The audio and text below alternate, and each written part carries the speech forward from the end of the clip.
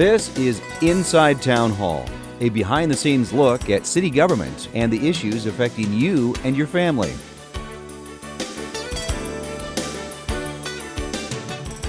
Thank you for joining us for this episode of Inside Town Hall. I'm your host, Madeline Shields. Once a quarter, we sit down for a roundtable discussion and we invite several city councilors in to talk about what's going on in the city of Sioux Falls. Joining me today is Teresa Staley, Greg Neitzert, Marshall Selberg, and Rick Kiley. Thanks for joining us for Inside Town Hall. Let's talk a little bit about, there are some changes coming up at City Hall with new city councilors coming on the horizon, a new mayor. Let's talk about what your goals are for the next 2 years. Let's start with you. Well, Madeline, thank you so much, and it's great to be here today. I have many desires to see happening with our new mayor and new council members, but I've chosen two for today. And one of them is what I want to do for citizen engagement. And the next one is something I'm calling the Inmate Initiative that I'm just launching out today for the first time. But with the citizen engagement, I've been watching the documentaries on PBS about Martin Luther King and what he went through with the civil rights movement. I'm so inspired by that story. And I think it's relative to our city of Sioux Falls. It's a constant issue that we need to be thinking about the rights of all of our people. We're a growing city, and I know that there are many people who don't feel that they're being heard by our government. And watching this thing that I watched about Martin Luther King, I watched it last night, and this guy was really just hated by the establishment. He was considered a rabble-rouser, he was treated with hostility, and he even faced death to stand up for what he believed in, which was the rights of all citizens to have equal treatment. And so in that spirit of saying I want to help people, and I ran because I wanted to engage with people, I'm going to continue to find ways to reach out. And I know Councilor Neitzert and I went to Hy-Vee. I've been to the Benson Flea Market. I'm hoping that the new mayor, our new mayor and our new council members are going to join me in these efforts to get outside of City Hall and the cocoon that we sometimes get surrounded in when we're just listening to department heads and the staff at the city, and to really be listening to our people. I have spent my own money to publish a Staley report. I've gotten such great feedback on this because I'm letting the citizens know the issues we voted on, how people voted, what's coming around the corner, and also informing them about programs that are available for them, because many people don't know in our community. I'm going to continue to do that. I'm also going to continue to protect our public input, because that's our chance to hear from the citizens. And I know sometimes it's difficult to listen to people when they have concerns. I think we need to do it respectfully, but we are hired by the citizens to do their business and to be open and totally upfront with them about what's happening. So that's one of the things I'm going to continue to be pushing for, that energy. And I'm excited that everybody running for mayor has agreed with that philosophy of reaching out to people. Let's join in and have a discussion. Okay. And let's talk about all the goals that everyone has and Okay. Well, and I had one. We'd like to talk about the Inmate Initiative too. I thought we were each going to have 5 minutes to say something, but okay, that's fine. I think if we have a discussion, we'll just keep moving on, and we'll come back to all the different topics. Sure, just a few things. I think it is important to work on rebuilding trust with the citizens and communication between City Hall and the City Council. We all have work to do in that area. I think one of the big issues we're going to face is public transit. It's really a freight train that's coming at us. It's a financial problem, and we can't really ignore it any longer, and we're going to have to deal with it, and I think we're going to have to look at some bold changes, whatever that may be. Another thing is, I think we've built a lot of infrastructure in the last several years and buildings, which is fine, but I think we're going to have to really dig in and work on what I would call building people. And what I mean by that is there's really 3 prongs. There's workforce housing, there's their transportation, and then there's workforce development. And I think those are really tough issues that we're going to have to dig into, and we're going to have to work as all units of government to figure out how to solve those problems, because it's getting those people those skills and getting them moving up in the rungs of the income ladder so that they can succeed, because we definitely have a gulf between income levels, and we really need to work on that. And it's going to be hard and it's going to be messy, but I think it's probably the most important thing we have coming. We have a low unemployment rate. Is that part of the problem with the workforce development? Yeah, that's part of it. I mean, we have such low unemployment that it's very hard to get employers to, come in when there's just not a big pool of workers. But a big issue, of course, is job skills. You've got to have the people with the skills necessary to get those employers to come in. And we got to help the people that are working very hard, but they just maybe don't have the money or the time. How do they get those skills so that they can move up to that next rung? And we got to figure out how we can do that. Yeah, I would agree with that. Good conversation so far as what we can look for in the next couple of years. I mean, you're seeing a lot of it in a lot of the debates that have gone on recently in mayoral candidates, for council candidates. A lot of the same topics. We have workforce development, a lot of work to do there. We've got affordable housing. It's a problem we always talk about. It doesn't really seem to be improving at the rate we need it to. We have a crime rate we're talking about. We're talking about public transportation. They're all things that we still haven't found the answers by any means. We're trying to make some progress there. As far as personally what I hope to do in the next couple of years, I'm just hoping to continue to get better at the job. I find that the homework and the subjects and the topics are never ending. I think the best way it was put to me, it's like drinking out of a fire hose and trying to keep up with it all and kind of get the knowledge base you need to really make the decisions you need to and do your due diligence is pretty much almost a full-time job. So just when you think you're kind of getting the hang of it and getting better, then you find out about 10 more things that you don't know and you need to learn about. So there's a lot to do. Don't scare away the new counselors who are coming down the pipe. Exactly. I'll try not to. Well, Madeline, thank you very much for the question. And I'm fortunate that I know, since I'm unopposed, that I'll have another 4 years on the council. And originally 4 years ago when I ran, I was very committed to make sure that I gave back to the city what has provided me with so many opportunities over the years. And I am truly committed to make sure that other individuals have the same opportunities that I did as a young child, a young adult, and now as a grandfather in this wonderful city. I think public safety has to be one of my #1 priorities. Everybody needs to feel, regardless of where they live, what neighborhood they're in, that they feel safe.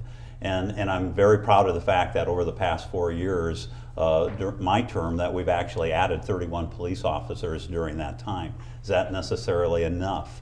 I don't think so. I think we need to continue to look at adding personnel because our city population increases 5,000 people a year. And we need to not only add additional police officers, but we need to add additional staff on our fire and rescue and also in our Metro Communications, our 911 system, because they serve a very vital role in that emergency management system. So, and I think within public safety, we really need to be focusing on the drug problems. And I think we have to, in addition to we have 31 new police officers, and we'll most likely be adding more in the future, but we also need to provide them with the resources that they need, and I think especially that the education that they need, because we're facing a lot of new challenges, and they need to be brought up and provided all the information they can possibly use to combat that problem. So I think that's a major issue. It's traffic, moving traffic, street maintenance. It's always, especially this time of the year, when the potholes are growing like fruit on a tree, it seems. So we need to continue to maintain our streets. And we also have to continue to enhance the flow of traffic too. And I think the adaptive traffic systems that we've implemented along the 26th Street corridor, East 26th Street, as well as areas of Minnesota Avenue, that's actually a low-cost way in which we can help to move traffic. And I have a number of other issues, but I'll give some of my time to some of my other colleagues because I'm sure they have other issues that they'd like to address as well. I just have one quick question. Where, as the city grows, you said about 5,000 people per year. Is there a guideline that other cities use or across the nation of how many new people would equal needing a new police officer in a city? Well, I believe that. I've seen charts where they have usually laid it out, number of officers per 10,000 people. And so I do think that they are cognizant of that growth and they try to keep up with the population growth and the growth of their departments as well. Because obviously we do need to have that We need to have more officers patrolling the streets, and we also need to have more men and women in our fire department providing the protection that they do day in and day out. Councilor Staley, you had some other... I just had another one I was going to talk about, and Councilor Neitzer just mentioned that pool of workers that we need. We saw this last winter that our Scoop It program was canceled. And I was wondering about, what was behind that decision. So I met with our warden, Darren Young, a few months ago, and it was fabulous. This young man, he's so excited about helping this group of men that are leaving the penitentiary. Can you explain what the Scoop It program is? Oh, the Scoop, that was where they would, the 211, I believe it was, you could call in and get on a list for elderly, low economic, low income people, disabled people, could have somebody come out and scoop out their sidewalks. And so that they wouldn't be in violation of that ordinance. We have to remove your snow. And it was canceled, it was pulled. And I think there's been some movement to replace it. But I want to know about, I realized and found out that inmates were doing that, work release inmates. So I met with our warden, and we started talking about that they didn't have the funds to supervise this. You have to have someone in charge of these workforce people, these work release inmates. And by the way, these guys have been vetted out, so they're safe to go into the community. They would get in a van and go to the residence and all get out and scoop it like that quickly. Anyway, as we were talking, the conversation morphed into the work potential that these inmates have for our city.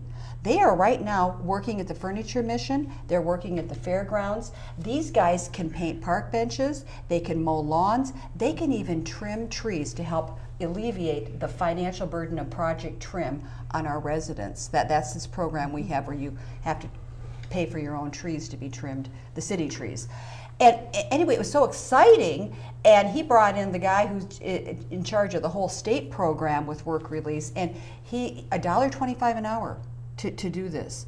So I'm hoping that I can meet with our new mayor and new council members, and hopefully existing council members, to get some support at looking into how we can use this in our community to fill in those spots where maybe we aren't able to get the people to come forward to work. And also, if we're facing some budgetary shortfalls, like last year, mowing the parks, I believe we were cutting back, we could use these guys to continue to provide the services that our people want. It's a win-win, really, to help rehabilitate these people. What is your reaction to using inmates to help alleviate some of this work in the city?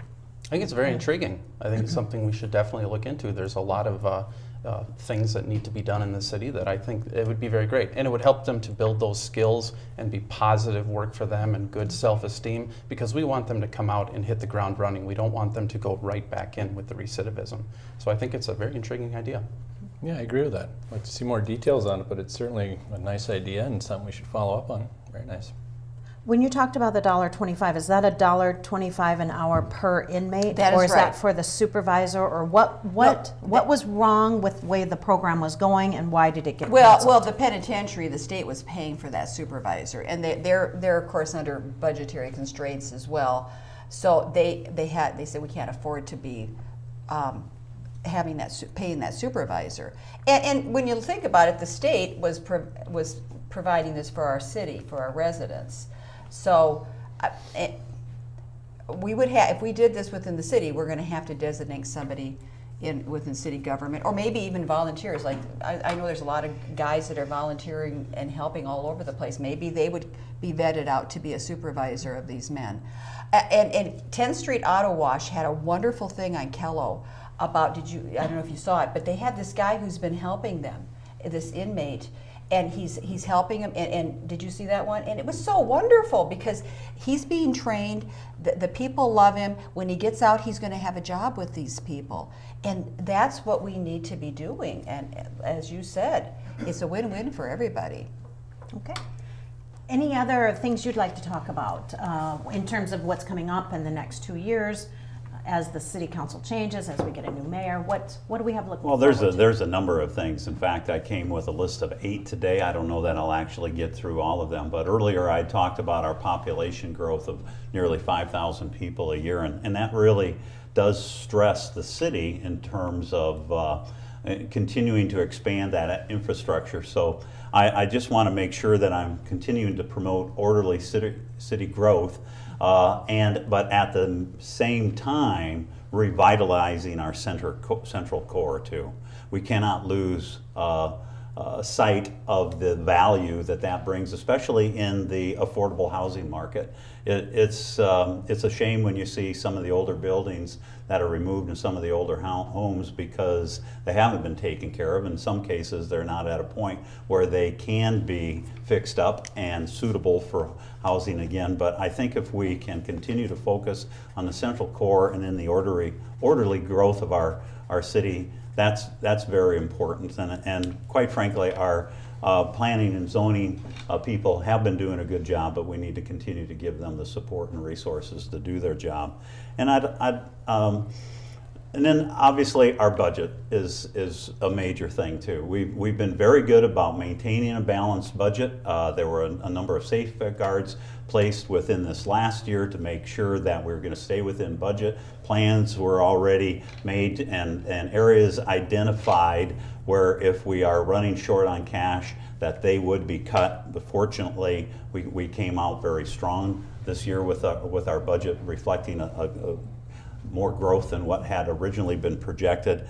But maintaining that balanced budget and fiscal prudence is vitally important too. And we've been committed to keeping a 25% surplus over the years, and we have done that. And we came close to 25, but now we actually moved up a little bit above that. And I'd like to see that continue to increase, but not too far, because quite frankly, that's the citizens' money. And if I don't want to get so large that we're not spending it on projects that benefit the citizens.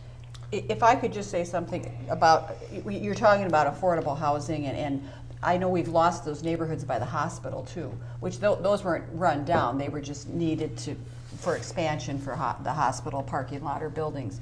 But how about, maybe we could talk about the tiny house idea. I know that's been floated by some of the mayoral candidates who were running, so people could actually have some home ownership. What are your thoughts on that? Yeah, we have to think about that with all of the institutional uses we have in the core with the hospitals and the colleges. They're just naturally growing. I mean, that's just what happens, and unfortunately there's houses that are in the way. So we need to think outside of the box, and just normal stick-built $200,000 homes are not affordable for many people. So we got to look at all of the different options, and I would like to echo what Councilor Kiley was talking about. Our planning department does a great job with planned and orderly growth. That being said, we are growing very quickly, and I want to be really careful that we don't get ahead of ourselves and that we rot from the inside out. I'm really worried about the core rotting, and we have to remember that as we bring in new property and new land into the city, the developers build it initially, but then it is dedicated to us. We are then responsible for fixing those roads into perpetuity and for plowing the streets and doing all of that work, and that stresses our tax dollars. So we just have to be really careful that we do it in a very orderly way and that we don't let that core start to rot like you might see in big cities where everybody moves to the suburbs and the core goes away. So we just got to hit that. Managed growth is key. I mean, we're taking on, what was it last year? The population growth was the size of Harrisburg, and in the last 8 years, the size of Aberdeen. I mean, it's kind of exciting to talk about the growth, but the growing pains and everything that comes along with that, that's where all our issues are coming from. So yeah, that's definitely something we got to focus on, and everything for these issues that you've talked about, whether it's the different types of housing and affordable housing, but the managed growth, I think, really is the main thing you hit on there. And I'd really like to give a shout out to the Avera system as well too, because in one of their past expansions, they actually arranged for saving a number of the homes and actually having them moved and transported off site, and affordable housing made available then for members of their community, of our community. So there have been things that we have done here, and I think that if we continue to think outside of the box, that there's other options available to us. How do you get people young couples maybe, to move into those smaller homes in the core? You know, if they're young, they're starting out, they have decent jobs, they're looking at brand new things. Are there incentives out there to get them to move into the Lake Avenue and Euclid and in the center of the city? Well, and you've got these neighborhood associations that have really been beneficial in preserving and renovating and being a watchdog for those areas, so that we've seen examples where they've stood up and kept houses from being demolished and trying to preserve, which I think a lot of us want to do too. So the associations, I think, are very key. Absolutely. They are very, very vibrant, and they're very proud of their individuality of their neighborhoods and the character of their homes. And I think we need to get that out there. But maybe there's things that we could look at to help people to restore those homes, particularly those historic homes, so that we don't lose them, that might make them look at that versus just going to a brand new house without all of the maintenance.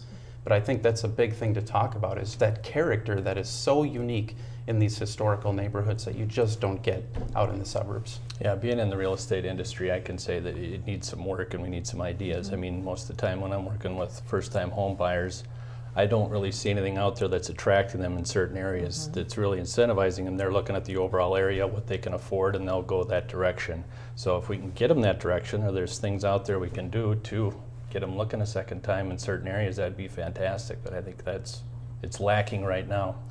And is this something that all cities struggle with as they grow, to keep younger people or even retirees that leave their bigger homes, and how do you get them back into a smaller home in the center of the city? I think it is something that unfortunately impacts other cities outside of Sioux Falls.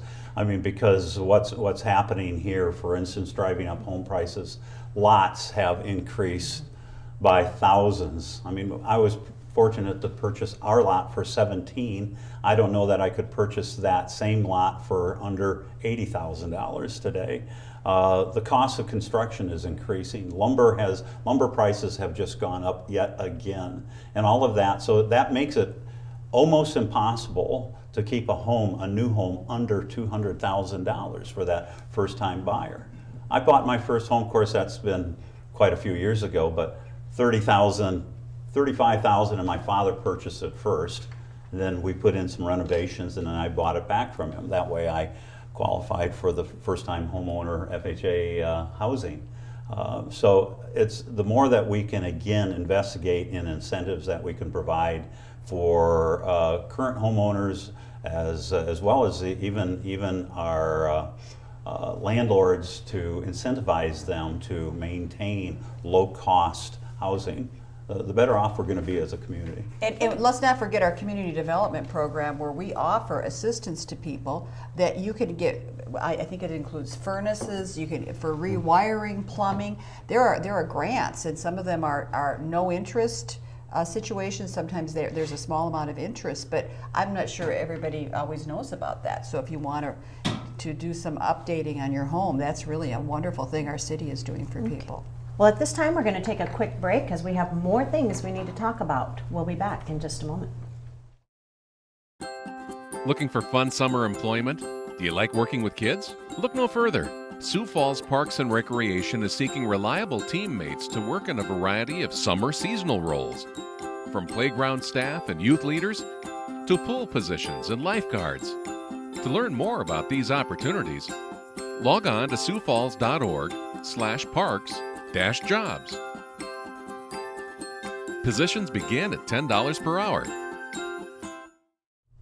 Welcome back to Inside Town Hall, where we are having a discussion with City Councilors Teresa Staley, Greg Neitzert, Marshall Selberg, and Rick Kiley. Thanks for being here. Let's talk a little bit about the noise ordinance that is going on. There's a discussion about noise downtown. What do you have to talk about with that? Well, what I'd like to say, and I'm not sure where it's evolving to. I know Councilor Neitzert was working on some legislation, but this was a great example of how public input really helped the result. We heard from Councilor Kiley did a beautiful job of allowing people to speak at that meeting. It went on for quite a long time. That was fine with me. I'm willing to sit there and listen to our citizens. But I think that they came forth, as people need to do, had their voices heard, and we came up with a good resolution. So that was wonderful in my book. Yeah, and I've looked at the noise ordinance and I am working on changes. I'm working with downtown stakeholders. What it really comes down to is this noise ordinance was written many years ago in a different time, when downtown wasn't as vibrant and mixed use as it is now, when you didn't have as much residential there. And it was written when we had a zoning ordinance that really didn't account for mixed uses. There's a lot of mixed uses now. It works really well in areas where it's very homogeneous, where you have all residential, for example. But when you start mixing uses, that's where it gets problematic. And so basically the rules can kind of change on you. And downtown is always evolving. Buildings are always transitioning between commercial and residential. And so we need to come up with something that gives people standards downtown that are fixed and they're going to be consistent so people can invest with confidence. And I think we'll get there. Yeah, I think Councilor Neitzer did an excellent job on this particular issue. He really dove in. I think you spent some time downtown in the middle of the night and everything else trying to study this too. So, but I think the ordinance was archaic. I think some changes needed to be made and adjusted, and I think they're moving that direction, but he did some nice work. Sure. Okay. And we also have the State Veterans Cemetery that there's been some discussion on a cemetery for veterans in Sioux Falls. Let's talk a little bit about that. Well, Councilor Rolfing and myself were approached a little over a year ago by the veterans organizations inquiring what we could do to assist them in locating a state veterans cemetery on this end of the state, because we are one of only 5 states in the nation that do not have a state veterans cemetery. And so we were able to locate land north of Sioux Falls along the Slip Up Creek area, and through resolution, and thank you councilors for their unanimous support of the resolution, we have committed to providing that property to the state of South Dakota. And we'll have to come back through ordinance once it's actually a study has been conducted and it's deemed suitable for a cemetery area. I'll have to say it's been one of the most rewarding projects that I have been involved in my 4 years.